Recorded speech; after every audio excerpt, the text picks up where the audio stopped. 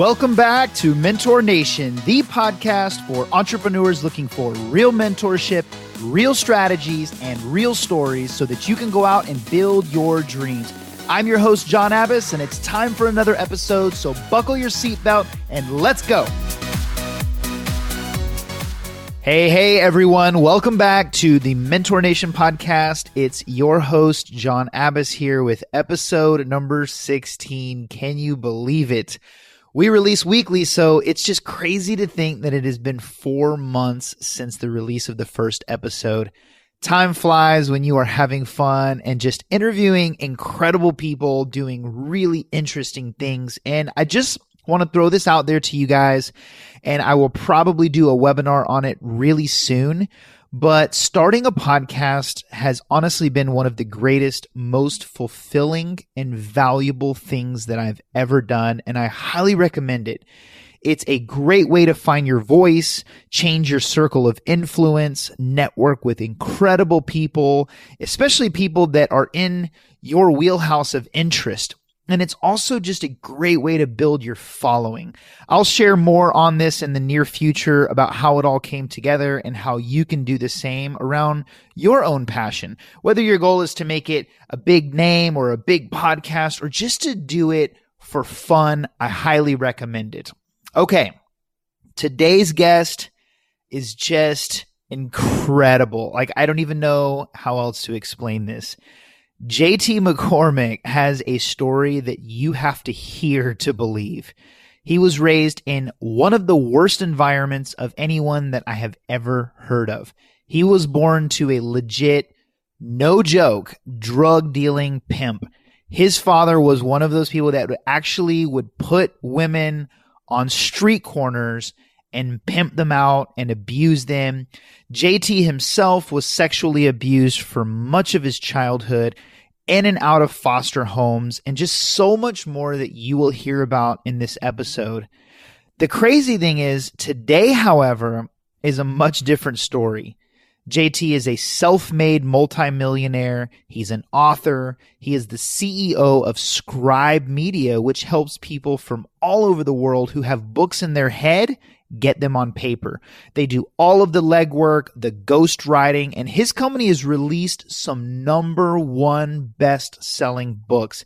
He has been the president of 2 multi-million-dollar companies, and his company now was just rated as having the #1 company culture in America by Entrepreneur Magazine. In this episode, we dive into JT's incredible story and how his perspective on his early childhood traumatic experiences led to his success. He's just so positive despite what he's been through. And he also just gives incredible advice to any of you that might be going through something or have been through something, and on how to use that to propel you. Baggage is something that we all carry, but how we view it ultimately determines whether we wallow in it or whether we use it as motivation to propel us forward. I hope you enjoy this episode, and without further ado, here's JT. JT, welcome to Mentor Nation, and thank you so much for being on the show. We're glad to have you. My man, John, how are you, sir? Oh, so good. Excellent. And I just want you to know, I've been looking forward to this interview for a long time. And I know how busy you are, but just because of the power of your story, where you came from and what you became from that. And when I was listening to your interview, and I just want the audience to know, and I was listening to you several months ago on the Mike Dillard podcast, and I was driving into my business, and I just was like, holy crap, this is someone who was truly handed lemons and who made those lemons like his little bitch and had them make themselves into lemonade. And so I thought it was amazing. And so today I thought that most impact that we can make for the people listening is just really talking about mindset, leadership, and choices, because in my research about you, for someone to come from your background, become the CEO of 2 totally different types of companies and grow them into huge businesses, in order to do that, you have to know how to lead, develop those around you. And I just know the audience will be interested in those lessons. But I wanted to start with your incredible upbringing, if you wouldn't mind expanding on that. For sure, for sure. That's an open-ended question, man. Where would you want to start? Your childhood, how you start a lot of your speeches, like how you were raised. I came into the world. My father was a black pimp and drug dealer in the 1970s.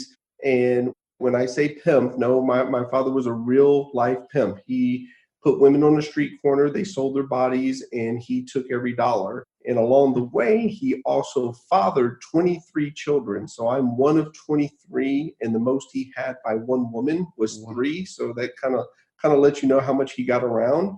And then my mother, so my father was black and my mother's white, and my mother was an orphan. So she grew up in the 1950s institutional orphanage where, the kids were beat, neglected, abused. When she turned 17 years old, they gave her a small suitcase, $20, and they said, "Good luck to you. There's the world." And she had never been outside of those 4 walls. So those are the parents that I came into the world. And being mixed race in the 70s, man, not a good look. People did not like race mixing. And it was just something that was looked down upon for so many people at that time period. So I constantly heard, half-breed, chocolate vanilla squirrel, zebra, color confused. I constantly would hear my mother be called nigger lover. So, man, it was rough. And then, couple that, my mother and I grew up on welfare, and, we were extremely poor. We used to make the joke, man.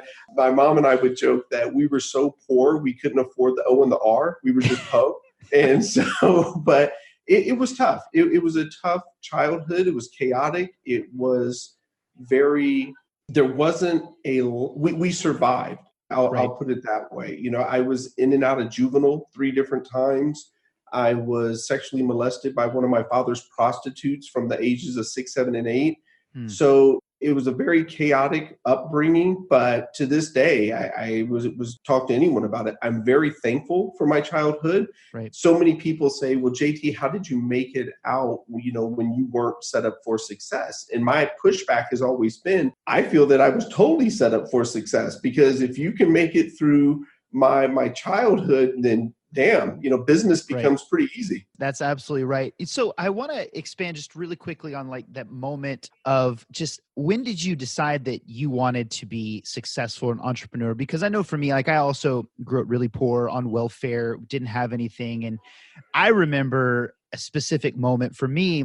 It was when I was in middle school and I had to get, the way the system worked was when you're on the free lunch program, you have to go and get your tickets, your 20 lunch tickets. Yes. I don't know if you remember that. And yeah. It was so embarrassing. And you go up, and I just remember feeling like crap. And that it was at that moment that I knew I was just like, I've got to make my own money. And I was young, but was there a moment like that for you?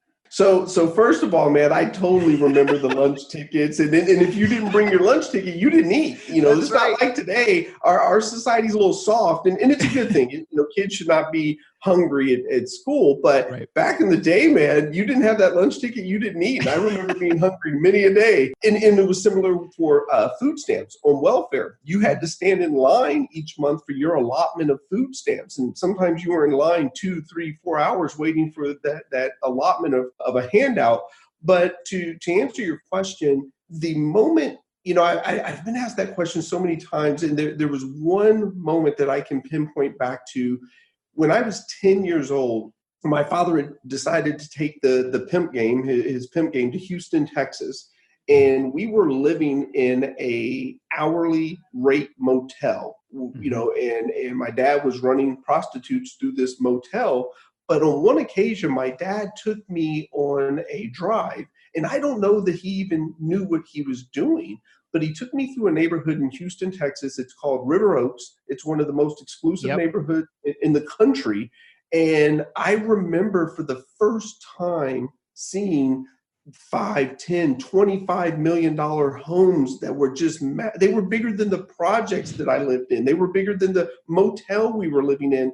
And one family lived in these homes. And I remember still, man, right now, I remember driving in the car and just looking at these houses saying to myself, okay, I'm going to have one of those one day.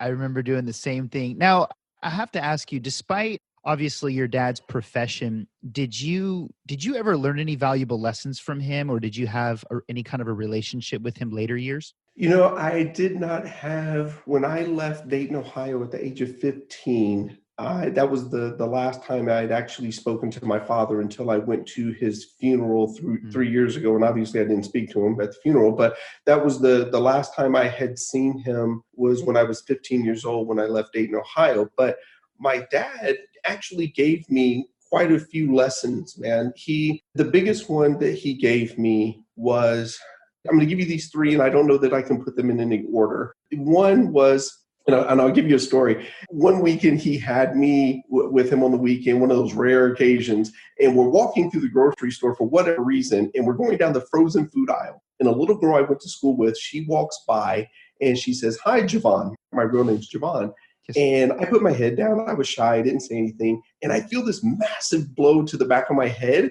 And my face falls to the ground. My nose starts bleeding. And then he snatches me up, pins me up against the frozen food door. He's got his forearm in my neck, and he's 2 inches from my face. And he says, "I don't care who it is. You say hello, show respect, and be kind to everyone." Now, imagine this. We had just come from collecting money from prostitutes. Right. And he's teaching me the lesson of show respect, be kind, and say hello to everyone. But that lesson stuck with me, man. To this day, I say hello to everyone. And I've said this so many times. I'm actually more considerate and kind to those in the service industry, the housekeeping at the hotels, the restroom attendant at the airport. I treat those people with far more respect than I do, CEOs, business founders, blah, blah. Those individuals have enough people kissing up to them. That's but right. As a society, we tend to overlook the service industry people. So I go out of my way to say thank you or tell them I appreciate it, or the restroom looks nice, because no one does. And it takes 10 seconds to tell someone thank you that the restroom looks nice. So that was a big lesson. And then two other quick ones, man. My father said this to me one day. He said, and I've only actually started admitting this out here in 2019.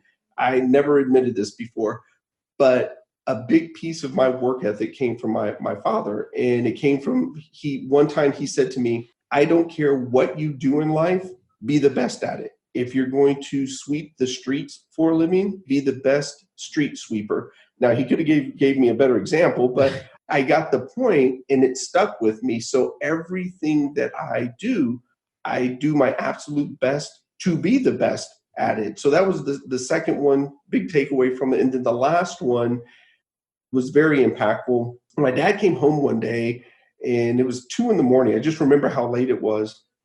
And he puts his arm on the bookcase and he looks at me and my siblings and he says to us, he goes, "Don't you ever be like me. Don't ever end up like me." And he didn't expand on that. He didn't say what that was or what he was trying to say to us.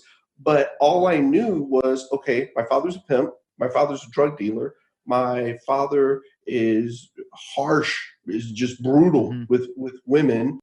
He's fathered 23 children. He doesn't take care of any of us. So all of those things came into my mind. And I said, okay, that must be what he's talking about. I'm not going to be any of those things. And those are three of the most valuable lessons he ever gave me. Man, those are actually like really powerful lessons. You're talking and I'm sitting here, I have 3 daughters and I'm like, man, I wonder if I could teach them to say hi to everybody without knocking them in the back of the head. It's funny you say that, John. I always tell people, I said, I am going to instill that lesson in my children, but I'm not going to do it the way my dad did. Yeah, that's exactly what I was thinking. Now, do you know, or do you contact with any of your 23 siblings, or do you know if any of them also went on to be as successful as you? Man, it's the damnedest thing. So my father passed away 3 years ago, and I went back to his funeral, went back to Dayton, Ohio, and that was the first time I'd been back to Dayton in 35 plus years. And I literally met 5 siblings that I did not know I had.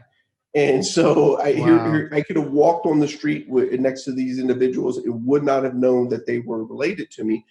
So I actually keep up with two of my siblings, and they're the ones that we got left in a house for 3 weeks by ourselves in February. And I keep up with those two, my little brother and my sister. I stay in contact with them, and we text periodically and talk. And so, but those are the only two.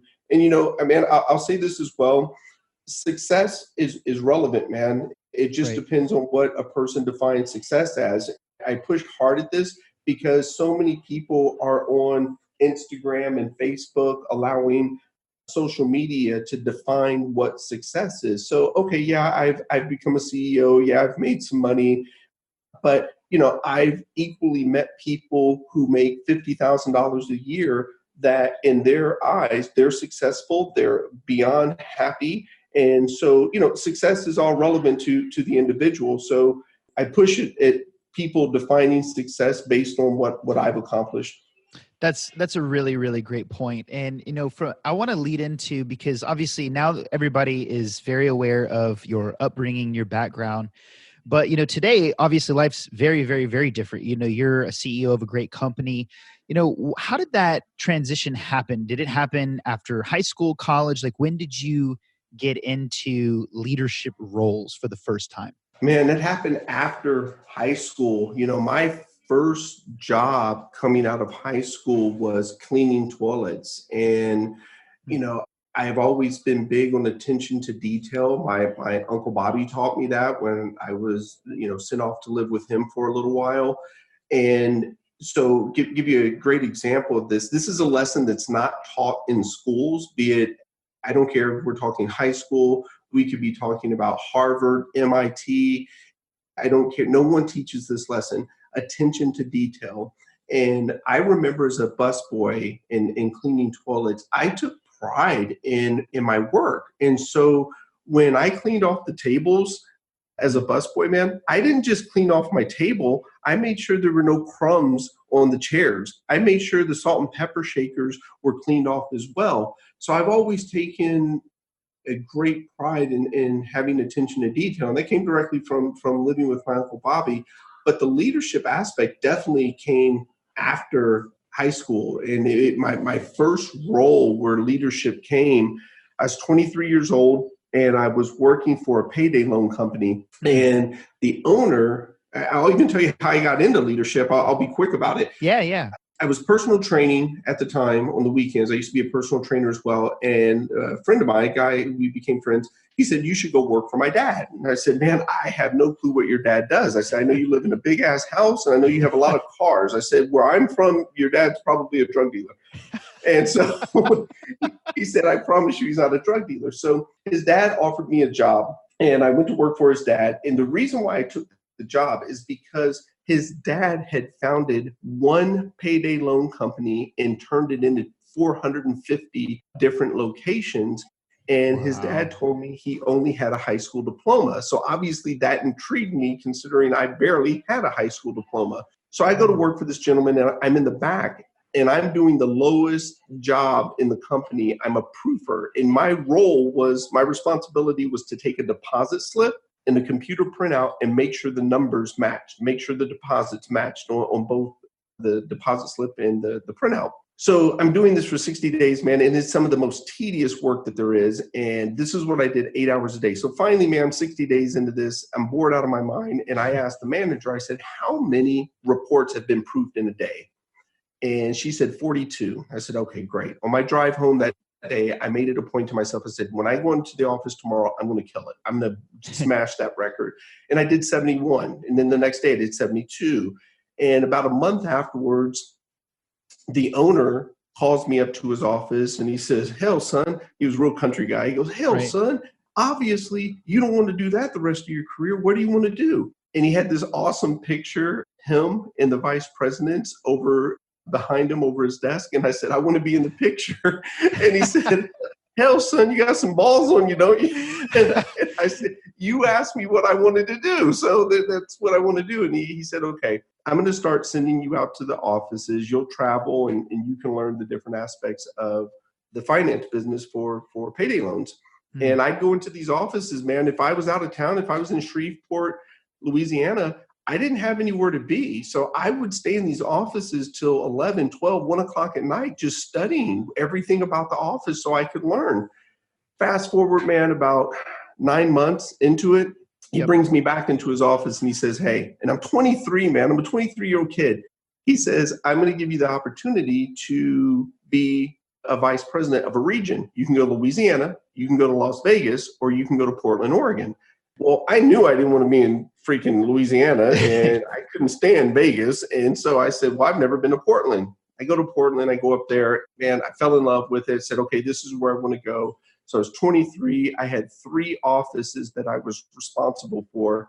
And man, all of the managers were older than me. And one of the most challenging things, I'll never forget this, I had been there maybe 6 months. And I remember getting a call from one of my managers at 2 a.m. with her telling me that her 13-year-old daughter passed away in the middle of the night. And I was 23 and I had no clue how to handle that. I just was not equipped to understand that. But that 3 years that I spent in Portland, Oregon was my first entry into business leadership. Let me pause there for a second, John. My first entry into actual leadership is back when I was 12 years old, and me and 3 of my half brothers and sisters got left alone in a house by ourselves for 3 weeks in February in Dayton, Ohio, and no one knew we were there. And I swore that I would never leave my half brothers and sisters. So I would go down to the store, I would steal food, I would come back, I'd feed my half brothers and sisters, but I swore that I wouldn't leave them. And that for me was my first entry into leadership. Man, that's incredible. Now, this period of time, did the owner mentor you, or were you just learning and figuring it out as you go? Oh, man. One of my favorite stories, John. I learned and figured it out. That was the beauty of this owner, man. He just threw you into the deep end and said, okay, figure it out. So I get to Portland, Oregon, man, and I'm there 30 days. And I get a call from Mr. Gentry. Man, I love that guy. And he calls me up. And so my real name's Javon, but he never pronounced it right. Calls me up and he goes, hell, Jovan, how's it going, son? And I said, it's great, sir. Everything's going great. He goes, okay, good. I want you to go down to Eugene, Oregon, and I want you to open a new office. And I said, yes, sir. And he said, do you need anything from me? No, sir. He said, okay, make it happen. Hung up the phone. John, I sat back in my chair and I go, what the hell? How am I going to open an office? And then I thought to myself, okay, wait a minute. First of all, where the hell is Eugene, Oregon? I've been there, actually. I have to, man, I've been there quite a bit. It's actually a nice place. But I had to then walk myself through the steps. Okay, first, where's Eugene, Oregon? Second, I better drive to Eugene, Oregon. Third, I pulled into a parking lot and said, okay, I got to find an office location. I didn't know what a commercial realtor was or a leasing agent. And so I drove around, looked at buildings, and it said for lease. And then I called, and this agent ended up helping me find a spot. And I remember, okay, now I've got a spot. Then it hit me. I said, wait a minute. I've got 3 of these offices in Portland that all look alike. I've traveled throughout the country. All of these offices look alike. Okay, I'll just make them all make this office look like all of those. And so I had to figure it out, man. And long story short, I got to Portland with 3 offices. When I left, I had 8. I opened 3 more on my own, and I went from there and bought out 2 competitors. But man, that was a phenomenal opportunity. And man, I got to put this in there as well. So many people will say, oh, so-and-so gave you an opportunity, or so-and-so gave me an opportunity. Man, I say this respectfully. No one ever gave me shit. Right. If I got an opportunity, it's because I worked myself into the opportunity. I got the opportunity because you had a need. You needed to hire someone. I could have easily have gotten fired for poor performance, but I performed to the level that I created an opportunity for myself. You may have cracked the door, but damn it, I had to kick it in and go make the most of the opportunity. That's absolutely right. You know, it's so fascinating because what you're saying and what you're stressing is so in line with somebody also that lives in Texas that I just admire greatly. And I'm sure you've probably heard of him, Tillman Fertitta. Oh, man. Yeah. Love Tillman. Yes. And he always talks about that attention to detail. And I want to stress that for the audience because, you know, it's just it's a pattern. I love when I interview guests and they say the same things, and, it just validates how important those things are. So I really, really appreciate that. And so I want to transition, if you don't mind, into just your perspective when it comes to leadership, like what you believe the essence of leadership is, because, and here's what I mean by that, because I believe that leadership is such an overused word. It's talked about everywhere, but and this is just my opinion, but its meaning is lost because so many of the people that we look to as like leaders, politicians and celebrities and influencers, they're not really leaders. The example that they're setting is blaming others and not taking responsibility. And so I want to get your perspective, because you're a real leader, on, what does leadership mean to you? First, for me, man, leadership hands down is servant leadership, and that's another overused term. But in my opinion, you're only a leader if you serve. And so you have so many people out there that have, 3 letters after their name: CEO, MBA, PhD, or hell, even people with letters in front of their name: doctor, the honorable. And these individuals, so many of them feel that they're leaders just because they have a role, a title, or credentials.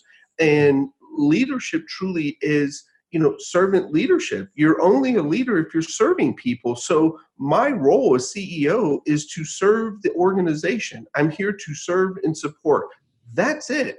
And man, if you go to our website, in fact, if you take a look at 99% of the company websites out there, the first thing you see on the About Us page are the quote unquote leaders, the chairmen, the CEOs, the founders, so on and so forth. Right. If you come to ours, I'm at the bottom of the page because I believe that my role is to serve and support the organization. So I'm at the bottom as a support system.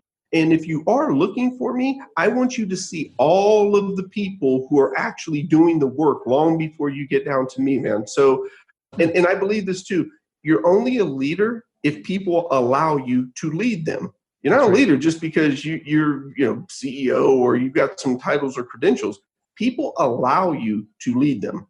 Wow, that's great. I had a question that I've been waiting to ask you for many weeks, and this is something that I personally struggle with, and I know a lot of the audience, especially anybody in leadership roles, struggle with, which is just vulnerability.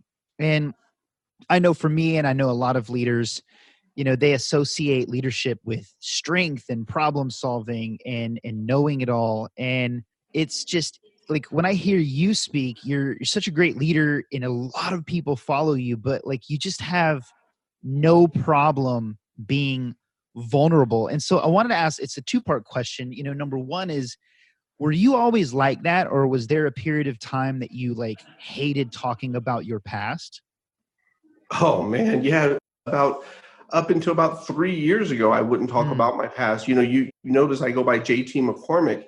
Yes, sir. I did that intentionally when I got into business because I realized early on, with the name Javon, you would judge me right off the bat. And so I wanted to take all of the factors off of the table, and I wanted my character to speak for me. I wanted my work ethic to speak for me. I didn't want you to judge me based on my name.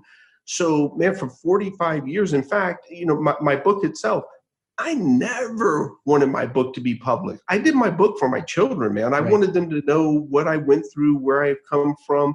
I wanted them to know that to this day, we still don't know where our last name comes from because my mother was given that name in the orphanage and she doesn't know why she received that name. So that book was for my children, and I never wanted anyone to know my past. I always wanted my character and my work ethic to speak for me.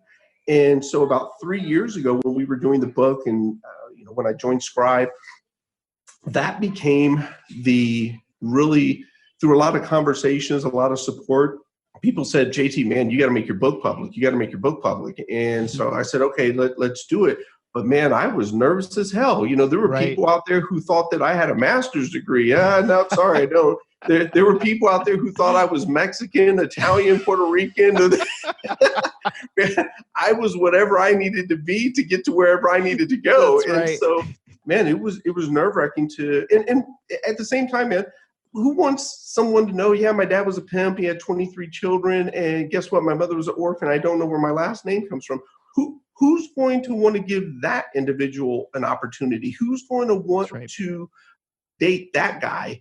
And so I never wanted anyone to know my background or the things about me because they were so harsh. But what I found here at Scribe is being open and letting people know that, okay, this is who I am. We've all made mistakes. We've all have flaws. We all have things that maybe we're not proud of in our lives. But that became such a big deal to me that my leadership style is one where I lead through sharing my mistakes. And I'm not paid to know all the answers. I'm not paid to sit in the room and be the smartest person in the room. I've got 3 leadership rules, John. Rule number 1, surround the company with people far smarter than myself. That's rule number 1.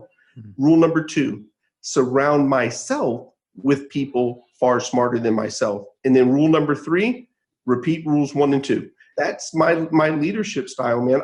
I will openly tell people, I don't know. I'm not paid to know all the answers. I love the fact that we're almost 50 people now, and I love that I can open this door right now to the conference room, stick my head out, ask a question, and there's someone in this company that knows the answer. I don't need to know all the answers. Wow. Now, in hindsight, do you think or do you believe that being vulnerable is a necessary part of being a great leader or no?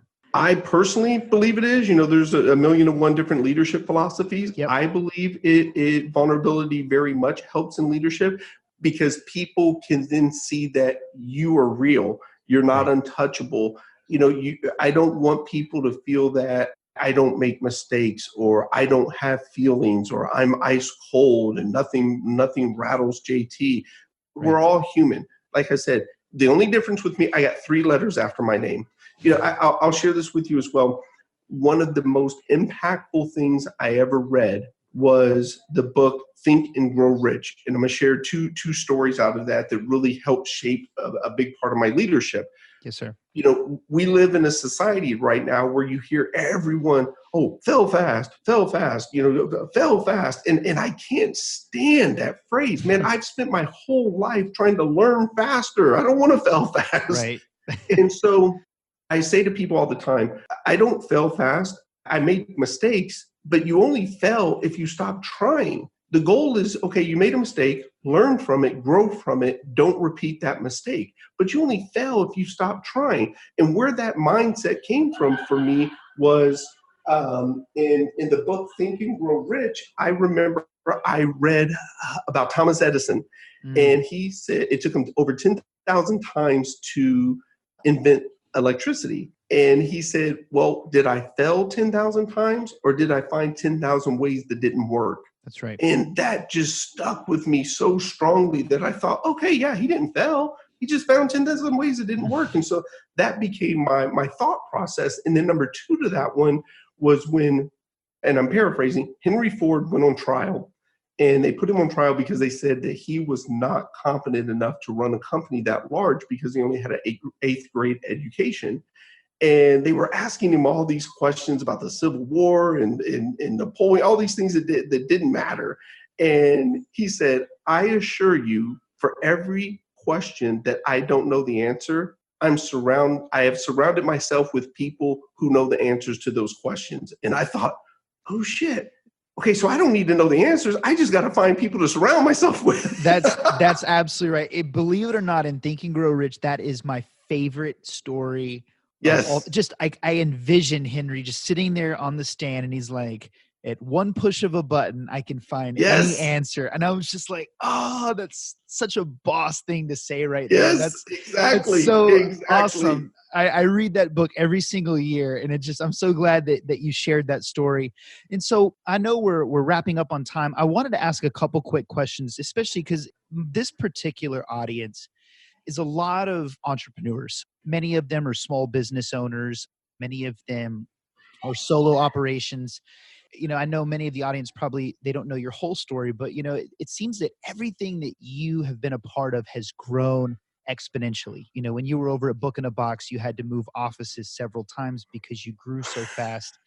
And I just, for people listening, I really feel like that most business owners, they want to grow and they want to expand as fast as possible. And so from somebody that's done it, like, what do you believe is like the secret sauce? And I know it could be a combination of things like surround yourself with great people, have a good product, be great at sales, hiring the right people, but just having been through it with many different companies, what are some of the things that you think contribute to growing quickly when you're in business? Man, what one I would say, don't grow for the sake of growing, grow intentionally. So if 40% year over year is what's best for your company, great. Mm, Everyone's not a SaaS company where you've got to have 1,000% growth every year. that's right. That's not, you can't use a lot of SaaS metrics and believe that that's the growth formula. If 15% year over year growth is best for you and your company and the people you serve, great. Go with it. As long as you're growing, all is well in the world. So I don't believe in growth for the sake of growth. You have to be intentional about your company. I'll take it back to Facebook and Instagram. Don't Right. go look at someone else's definition of success. Define yours internally. And so the big thing that I am passionate about, and I just live by this, is the 3 Ps: people, process, and profits. Mm, Unfortunately, so many companies will put profits first right. and put people last. And I just feel that that's a flawed system. There's people who will put process first. You see this a lot in tech industry. They'll put process before people. My belief to that is you can have a flawless process, but if you have bad people, they will wreck your process. That's So right. I look at it as give us great people, we can build great process, and we can make great profits. So it's always, hands down, always going to be people first. I've been asked the question so many times, JT, what's your biggest challenge as CEO? I'll give you the same answer now that I would have given you 5 years ago, that I'll give you 10 years from now. Finding great, talented people to be a part of our tribe. Because if we have great, talented people, then I know we can build a great company. Wow. I just finished reading the book Onward, which is the Starbucks story with Howard Schultz. Yeah. And his philosophy is dead on, just like yours. He left as CEO and Starbucks had turned into a growth at all costs culture, and they moved profits in front of people. And he had to come back after 15 years of not being CEO. And it's just that such a great book on how he had to change the culture from ground up. And it was so hard to do. And he had to get mentors like Michael Dell to come in and help him. And it's great to hear you say that. I just have a couple other quick questions. Number one is do you have a morning routine? I do, man. So I've got a morning and a life routine. So I'll give you the life routine first, and then I'll jump to the morning piece of it. Great. So I personally believe, right now there's this big, I don't even know what to call it. It irritates me. Work-life balance, work-life balance. Mm-hmm. And people are so quick to talk about work. Don't work 50, 60, 70 hours a week. Don't pick your phone up first thing in the morning. Don't check your email all day, and the 4-day work week. But you rarely hear people talk about the life side of it. How Right. about don't be on social media 135 minutes a day? That's actual proven statistic. How about don't take a picture of your food and post it to Instagram, because nobody really gives a damn. That's How right. about we check our side of life? How about you not binge watch from Friday night to Sunday afternoon, and then have the audacity to get up and say you don't like your life on Monday? And so I don't do work-life balance. It's all one. It's life. Mm, That's it. So the 5 pillars for me in life are God, health, family, business, and investing. And if it doesn't fall within those 5 things, I don't do it. I like to believe I've made a few dollars and I can afford ESPN on the direct TV subscription, but I don't have ESPN at home, because unless Tom Brady's going to send me part of his $20 million contract, I really don't give a damn. I love golf, man. I love golf, but a round of golf takes, over 4 hours. I'd rather have that 4 hours with my family. And right. so I focus on my pillars, and then each morning, my morning routine consists of, I get up anywhere between 4 and 4:15 every morning. First thing I do is I say my prayers, pray, give gratitude, give thanks. Then I may study a little bit of my craft first, or I may go to the gym first. And in my craft, I mean business, scale, leadership, investing. or I'll go to the gym. I'll come back. I'll help my wife get the kids ready for school. Then, man, I'm out of the door, headed to the office. Get home 5:30, 6 o'clock.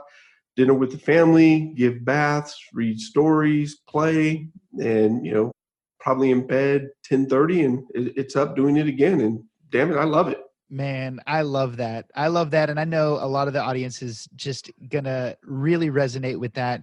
My final question, JT, is along the lines of your company now, Scribe, because you said something in this interview, but also in the interview that I listened to you that was very powerful. It's just, I need to write a book or my kids will never know the story of where they came from. And your company now, I just want to see if you could talk a little bit about it. Do you help people all over the world publish books? If you could just explain, exactly what does your company do, who should write a book, and how can you help them do so? So I'll give you obviously we're in books and I tell stories. So how I even got to the company, I was the president of a software company that we had scaled, and you know that. And I was looking to write my book, like I said, for my children. Well, man, I can't tell you an adverb from an adjective, and I damn sure can't spell.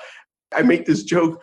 One of the top 3 people I want to meet in this world is the man or woman who invented spell check, because my God, you've been influential in my career. But so I set out on this mission to find out how I could do my book, got introduced to the 2 co-founders of what was then Book in a Box. And, as we went through the process, the co-founder, Tucker, he said, hey, can you help give us feedback on scaling our company? So I'd give him some feedback. And then he asked me if I'd be an advisor. I said, yeah, I'll be an advisor. Fast forward, he said, hey, will you be the CEO of the company? We'll give you equity and please come over here and run the company. So here I am. And what's important about that is, had it not been for this company, my book, I don't know, would have ever been done. Our process allows for an author to sit back and speak their book. Ernest Hemingway went off to Sun Valley, Idaho for 6 months to write some of his classic books. We all don't have 6 months to go to Sun Valley, Idaho to write a book. We have families, right. We have lives, we have to go to work. So our process, what we want our authors to do, sit back, grab your beverage of choice, let us pull that content from you, let us ask questions to the details that you have forgotten more about your content than we'll ever know. So we want to pull those details that make for a great story. Once we take you through our interview process, we want to make sure we capture your tone, your voice, your content to make sure this is your book. The only thing you're not doing is putting your fingers on the keyboard. These are still your words, still your content. It's your book. We're just making sure it flows and it structures correctly.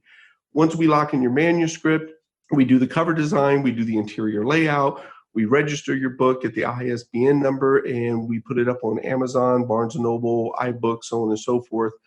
Entire process takes about 9 months, start to finish. And so that's for the individual who's busy. I call it ease of use. Mm-hmm. And then we also have people who actually like to write their book. So we have a guided author workshop where people come to Austin for 2 days and we help get them on track on, here's your outline, here's how you're going to start, here's going to be your writing schedule for the next 9 months so you can publish your book. Then we help them with all the publishing aspects. And then lastly, we have individuals who already have their manuscript. They've already written the book. So they flip the manuscript over the fence to us and we help them with the cover design, the interior layout, and getting it published and do all the things from there. So I got to give my mom a little bit of credit for this because we've now adopted it as a company. When I was a kid, because of the way I grew up, my mother would always say to me, never judge anyone because everyone has a story and you don't know their story. And we've adopted that piece in the middle there of everyone has a story. And so there's a lot of people out there that don't believe everyone should have a book, but we do. We believe everyone has a story. Everyone has a book. Even if your book's to share with your family, to leave a legacy piece, we believe everyone has a story. Wow, what a wonderful philosophy and just a wonderful concept and company that you have. So, JT, where can the audience connect with you, follow you? Because I know after this interview, a lot of people are going to want more, what is the best place to follow you? Where do you publish most of your content, and where can people connect with you? So you can find me on jtmccormick.com is where my website is, and the blogs that we put out. And then on Tuesdays, every Tuesday, I will put out on LinkedIn. I share my mistakes. Like I said, I'll put it out in public. Here are the things I've made mistakes in my career. Here are the things that I have found that work throughout my career. One of my favorite posts that I put out, John, I said 90% of all salespeople suck. And if you're offended by that comment, you fall in the 90%. and I caught a lot of help from it, but it's true. Most salespeople suck. That's right. And that's coming from me. I'm a sales guy at heart. And so I share my mistakes. I share the things that it's taken to help me find some success in life. But most of it is truly the mistakes that I've made throughout my career so other people can learn. And I'll share this last part because it's very important to me. If you go to LinkedIn, you go to blog posts, you go to all the different content areas, everyone's always sharing top 5 things Elon Musk did to be successful, top 10 things Jeff Bezos did or Steve Jobs. And it's the damnedest thing. I don't want the top 5 things you did to become successful. I need the top 5 mistakes that you made. That's right. And no one shares their mistakes. Everyone's trying to post a little photo of success. Everyone's trying to post whatever great thing just happened. Share your mistakes. We have the audacity as a society to say we learned the most through our mistakes, but no one's sharing mistakes. That's exactly right. That's so true. Man, JT, this is one of the most valuable interviews I have ever had. And I can't thank you enough for sharing some of these nuggets with everybody listening. It's been an absolute pleasure. And I just want to thank you so much for being on the show today. My man, John, I am humbled and flattered. Thank you for having me on, and have a phenomenal holiday season, sir. You as well. Hey guys. Wow. I really hope you enjoyed my conversation with JT. If you did, please share the episode with someone who you think might also enjoy it. We are a completely word of mouth podcast, and you sharing lets me know that I'm providing value. And on that note, I want to give you guys an update on the podcast moving forward. Now that we're almost 20 episodes in, I've had an opportunity to get my feet wet, interview lots of really incredible guests, but most importantly, just hone in on the type of people that I really want to focus on interviewing moving forward. And I wanted to share that with you guys because my goal for 2020 is to add more and more value every single episode. And so moving forward, my focus is really to just zone in on a more broad range of guests that covers things that just are extremely interesting. Things like people that are traveling the world as a career and they're making a living on social media, posting pictures and videos of the beautiful places. I think we can all agree that that's it's interesting. It's incredible to follow people that are living that kind of a lifestyle. People that are actors, performers, people with really unique businesses and so on and so forth.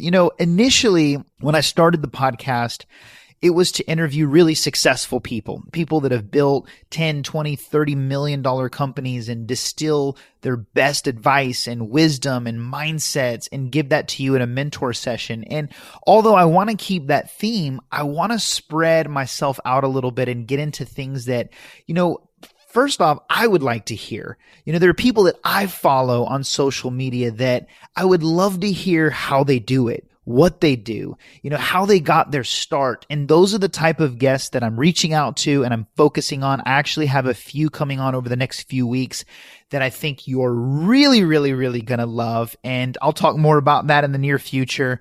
But I'm looking forward to it. I'm looking forward to producing awesome content for you all in 2020. Please follow me on Instagram if you haven't, at Mentor Nation Podcast. Again, that is at Mentor Nation Podcast. And just say hello, reach out, communicate. I'll respond. Have an awesome day, and we will see you next week.